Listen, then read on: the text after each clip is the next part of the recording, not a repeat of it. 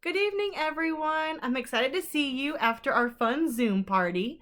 We'll definitely plan more in the future. Ideally, next week we'll do quite a few. I want to get to the place where we maybe do one for our morning meeting, like a community circles kind of thing to get the day started. And then after spring break, now that the news has broken that we're out until May 1st, Zoom will be a good place where we'll do some teaching, some going over of the work. Unfortunately, we can't just sit around for a month and review stuff. We've got to actually learn all the things we didn't get to. So the good news is that there is no more I read right now. No, I learn. Even though you were absolutely prepared, at the same time, if and when we get back to school, we can just really focus on what do you need to know to go to fourth grade. So I didn't hear back from anybody on the Fierce 44. So I am going to read you about Shirley Chisholm because I learned so much about her that I didn't even know, and I would like to share with you. So this is Shirley, and it says she was fierce because before Yes We Can, there was Unbought and Unbossed. She looks like a boss, doesn't she? I love it. So we'll read about Shirley, and then we'll move on to Desperaux. Shirley Chisholm, politician, 1924, and she passed away in 2005. Before President Barack Obama's Yes We Can slogan, there was Shirley Chisholm's model, Unbought and Unbossed. In 1972, 36 years before Obama was elected the first black president, Chisholm was the first black candidate for a major party's nomination for president. That campaign made her a pathbreaker, a trailblazer, for women too. She was the first woman to run for the Democratic Party's presidential nomination, 44 years before Hillary Clinton became the first woman to win a major party's nomination for president. I didn't even know that. I can't believe that. I thought that Hillary Clinton was the first one. And she's African American. Being the first wasn't anything new for Chisholm. In 1968, she became the first black woman elected to Congress, representing New York for 7 terms from 1969 to 1983. As both a New York state legislator and a congresswoman, Chisholm fought for the federal government to help people get an education and to help poor people get enough food to eat. Chisholm noted that she faced more discrimination because of gender than race during her legislative career, while acknowledging the additional struggle that black women encounter because of their color. So what she's saying is, at the time, even though it was in the 60s after segregation, she felt like she was more marginalized. She was treated worse because of being a woman than being black. But being a black woman, it's called like double jeopardy. You know, you've got 2 things going against you and 2 things to fight against. Every person Chisholm hired for her congressional office was a woman, and half of them were black. Chisholm wanted women, African Americans, and the poor to get a seat at the table, and if there wasn't an empty chair, she advised you bringing your own. I love it. As we mentioned, this is really great for us to read about Shirley because in March, we're transitioning from celebrating Black History Month, which we should be doing all the time anyways, but we're also going to focus more on women now too. So that was a good segue for us. And I think I told you guys before, I have a book I brought home called Women in Sports and Women in Technology, or Women in Science. So we'll read about those women starting tomorrow. We'll alternate back and forth so we can read all about all these wonderful trailblazers in our history who have led the way for us to have more equal rights nowadays. So back to Desperaux. We left off on chapter 3 where it said, "Reader, you must know that an interesting fate, sometimes involving rats, sometimes not, awaits almost everyone, mouse or man, who does not conform." So what we learned about Desperaux, our little buddy the mouse, is that he was weird, right? He was different. He was born with his eyes open, he had big ears, he was sick all the time, and everyone was always talking about how odd he was. And he didn't conform to what regular mice do, like bite the edges of this book. He wanted to read the book. He wanted to listen to music, and he did not conform to what normal mice do. So we're going to continue to learn. And this chapter 4, is called Enter the P. And P, for you to know, is capitalized. Despero's brothers and sisters soon abandoned the thankless task of trying to educate him in the ways of being a mouse. And so Desperaux was free. He spent his days as he wanted. He wandered through the rooms of the castle, staring dreamily at the light streaming in through the stained glass windows. He went to the library and read over and over again the story of the fair maiden and the knight who rescued her. And he discovered finally the source of the honey-sweet sound. The sound was music.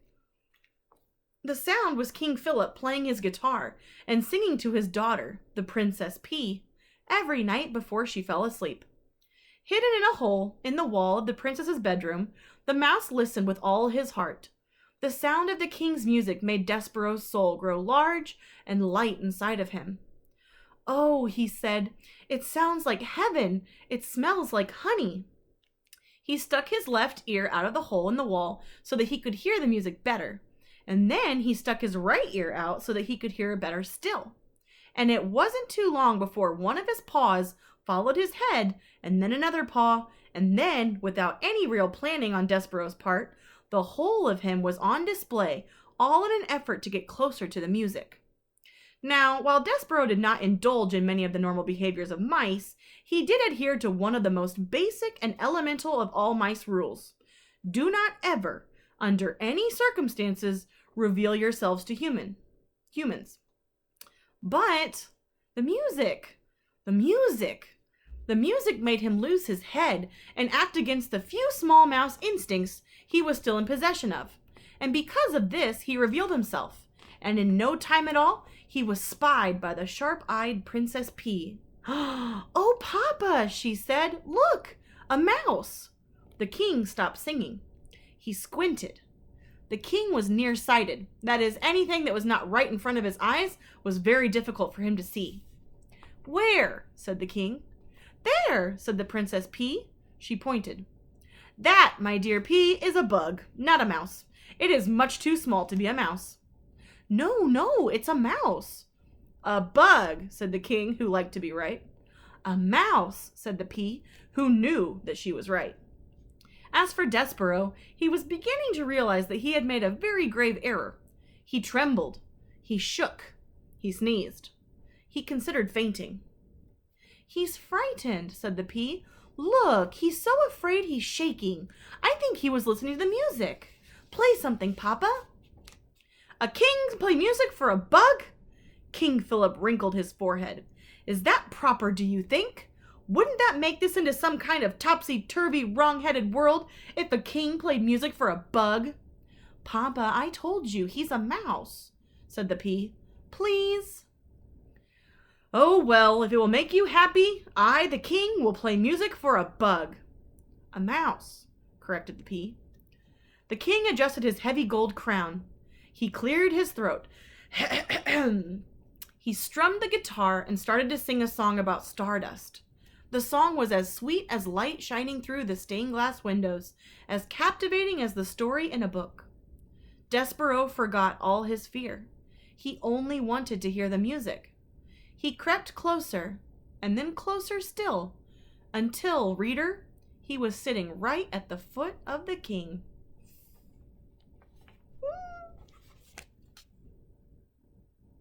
It's the P.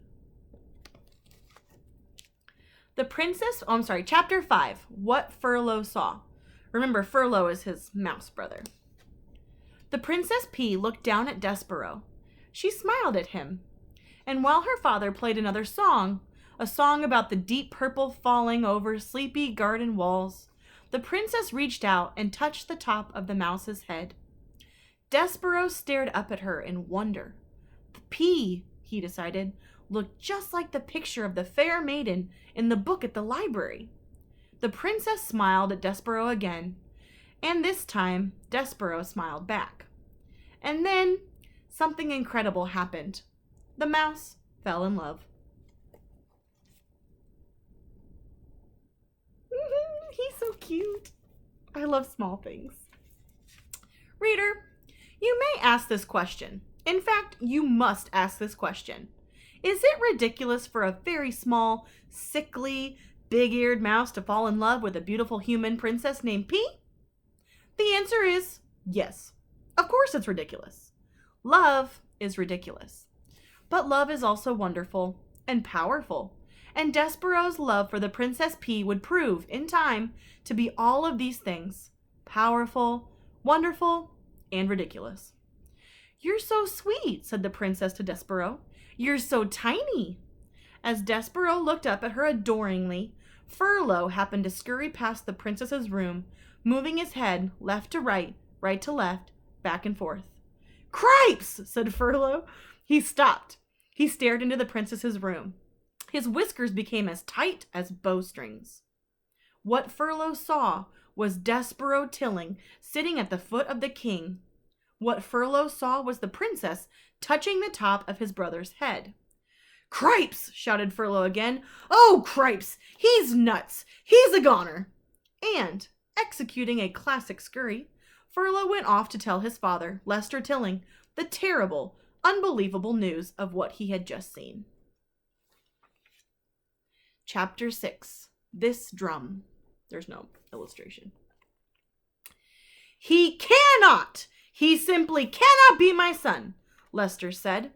He clutched his whiskers with his front paws and shook his head from side to side in despair. "Of course he is your son," said Antoinette. "What do you mean he is not your son? This is a ridiculous statement. Why must you always make the ridiculous statements?" "You," said Lester. "This is your fault. The French blood in him has made him crazy." "C'est moi," said Antoinette. "C'est moi. Why must it always be I who takes the blame? If your son is such a disappointment, it is as much your fault as mine." "Something must be done," said Lester. He pulled on a whisker so hard that it came loose. He waved the whisker over his head. He pointed it at his wife. "He will be the end of us all," he shouted, "sitting at the foot of a human king. Unbelievable! Unthinkable!" "Oh, so dramatic," said Antoinette. She held out one paw and studied her painted nails. "He is a small mouse. How much of the harm can he do?" "If there is one thing I have learned in this world," said Lester, "it is that mice must act like mice, or else there is bound to be trouble. I will call a special meeting of the Mouse Council. Together we will decide what must be done." "Oh," said Antoinette, "you and this council of the mouse. It is a waste of the time, in my opinion." "Don't you understand?" shouted Lester. "He must be punished. He must be brought up before the tribunal." He pushed past her and dug furiously through a pile of paper scraps until he uncovered a thimble with a piece of leather stretched across its open end. "Oh, please," said Antoinette. She covered her ears. "Not this drum of the Council of the Mouse." "Yes," said Lester, "the drum." He held it up high above his head, first to the north, then to the south, then to the east and the west. He lowered it and turned his back to his wife and closed his eyes and took a deep breath and began to beat the drum slowly, one long beat with his tail, two staccato beats with his paws. Boom, tat-tat, boom, tat-tat, boom, tat-tat. The rhythm of the drum was a signal for the members of the Mouse Council. Boom, tat-tat, boom, tat-tat, boom. The beating of the drum let them know that an important decision would have to be made, one that affected the safety and well-being of the entire mouse community. Boom, tat-tat, boom, tat-tat, boom. That is the end of chapter 6. And chapter 7, A Mouse in Love. Might have too many pages for us, so I guess I'll take a pause there. Okay, and we will pick back up tomorrow. We'll read Women in Science or Women in Sports. I'll look and see who's someone interesting I can find. If you have any suggestions of women from science, maybe we've read about them in the Fierce 44, we want to know more about them. Or if you know about women in sports, a famous female athlete, let me know and I'll see if I can find them and we'll read those tomorrow night. Okay, so have a good evening. Tomorrow is Friday. I will see you guys bright and early with our morning message tomorrow. Bye, guys.